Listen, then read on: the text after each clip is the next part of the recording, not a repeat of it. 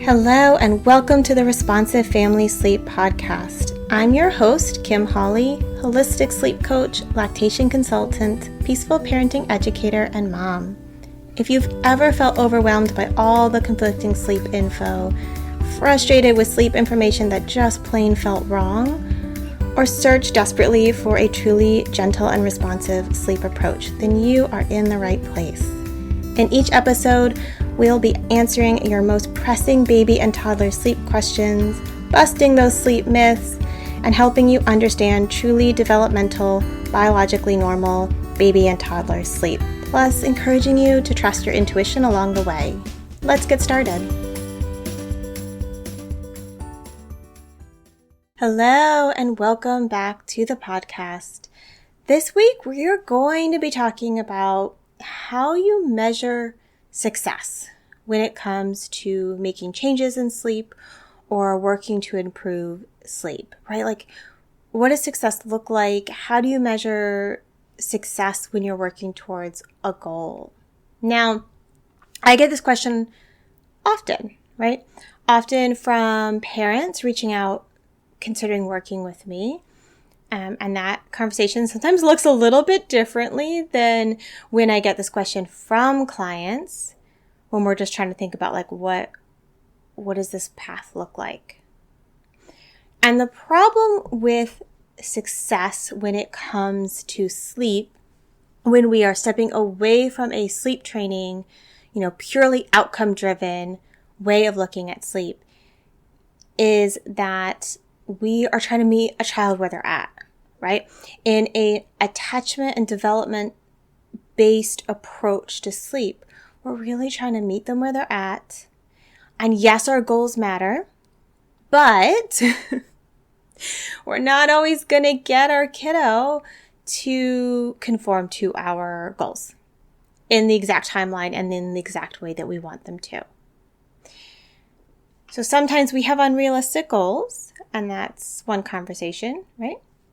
And sometimes we have goals that are theoretically realistic, but then how realistic are they for our individual child? So what does that mean for success, right?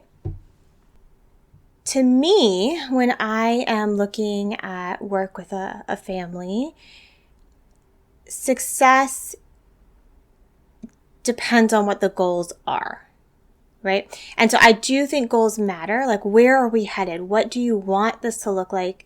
Matters, because there's lots of ways to support sleep or make changes or, directions you could go as a tired parent. And so knowing, what do I envision? That's important.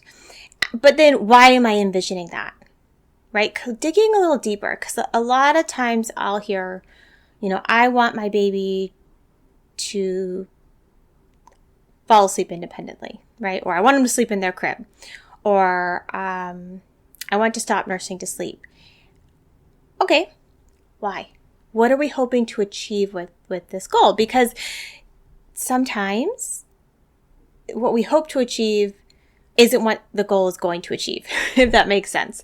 And sometimes there's lots of ways to achieve what you really want to achieve beyond sort of the normal way that we tend to think about it culturally. So that's a little convoluted, but I hope it makes sense. Basically, like, what's motivating us, right? Is that you need your baby sleeping in the crib, or you need them to be able to sleep separately so that you can have a few hours to yourself in the first part of the night, right? Is it that you really don't want to nurse to sleep anymore, which is totally fine? Or is it that you feel like if you nurse to sleep, no one else can put your baby to sleep? Those are two different things, right?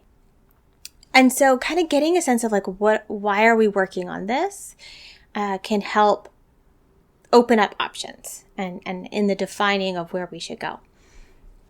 And we're thinking about like really wakeful babies, like success. What does that look like? Well, we're not going to be able to say success is 1 wake a night and a 6-hour stretch, because my goodness, we do not have that level of control over how a human sleeps at any age. And so when we're thinking about success, I think it's really important that the process matters, right? If we're talking about responsive, developmentally informed, right, attachment-focused sleep, the process of getting there matters Otherwise, you'd probably be comfortable with sleep training.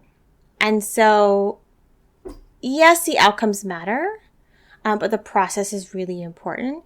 And recognizing that your child has their own limitations and their own capacity, that really matters. So for a few examples, to me, success looks like making sleep easier. Like, where are these friction points? Where is it feeling really, really hard? And how can we make that easier for you? How can we get you more sleep? Ideally in the way that you want it to look, but if that is really, really not working, are there other ways that we can get you more sleep? And so making sleep easier, getting you more rest, and helping you understand your kiddo, their needs, and feel more confident in the ways you're supporting them, that's success to me with a client, right? When we're thinking about independence, right, one of the things that's so hard to predict timelines, because every baby is so different, and trying to push harder on independence backfires. It doesn't work very well. So like when folks ask me questions about what does success look like around more independent sleep, I'm often saying it's taking that next step, right? What is that next step? Defining it and working on it, and then knowing what the next step after that is. So it's not necessarily that we get from point A to point B in 2 weeks or 2 months or whatever, but that we know there's a next step, right? You see it in the bigger process, and then you're able to take that next step. Same goes with wakings, right? If we're like, okay, my baby's waking 6 times a night and that's brutal, how can we bring those wakings down? I can't say success is 1 or 2 wakings because I don't know if your baby can do that, right? Maybe their best is 3, and that's still, half as many wakes. That is a huge improvement. But we don't want to define success in the number of wakes because that's also very fluid, right? Just that we are able to support more sleep, less wakes, easier resettles, right? So these examples I'm kind of dancing around, right? It's about the process, and it's about how we're feeling the impact of what we're doing, and less really quantifiably outcome focused, because that just doesn't work for development. It doesn't work for humans very well in a lot of ways when it comes to sleep, but it definitely doesn't work for littles, for babies, for toddlers. So I think every family is going to define their goals differently. Every family is going to define success differently. But I do encourage you to remember that if this is a sleep approach you're choosing, it means we're letting go of that purely outcome-driven way of looking at success and really looking at the process. And, the unfolding of development, the unfolding of progress is going to be a bit fluid and, honed into where your baby's at, right? Meeting them where they're at, nudging them towards where we want them to go, and being able to think creatively about how do we make this situation better for us, accepting the limitations. So it's not easy, right? It's really easy as a sleep trainer to say success is this, right? Your baby will fall asleep independently, sleep through the night for 10 to 12 hours and not need you, and you won't be feeding them anymore. Like, that's so easy to conceptualize. This is not as easy to conceptualize success. So all that to be said is success isn't easy, right? It's not easy. It's not clean. It's not neat. It really is about the process. It really is about messy progress and momentum. And yeah, for me, it's always about understanding, confidence, connection, getting you more rest, making sleep easier, and navigating big changes with connection, right? And that's what it looks like for me. So if you have strong feelings about how you think about success or goals around sleep, I'd love to hear about it, right? I don't think this is a neat, clean topic, as you can tell from this episode. So feel free to send me a DM over on Instagram, send me an email if you have any thoughts for how you tend to think about sleep goals and sleep success. Thank you for joining me today. I hope this episode left you feeling more informed, confident, and encouraged on your sleep journey. And just a reminder before you go that nothing in this episode is individualized to your specific sleep situation, nor is it to be taken as medical advice.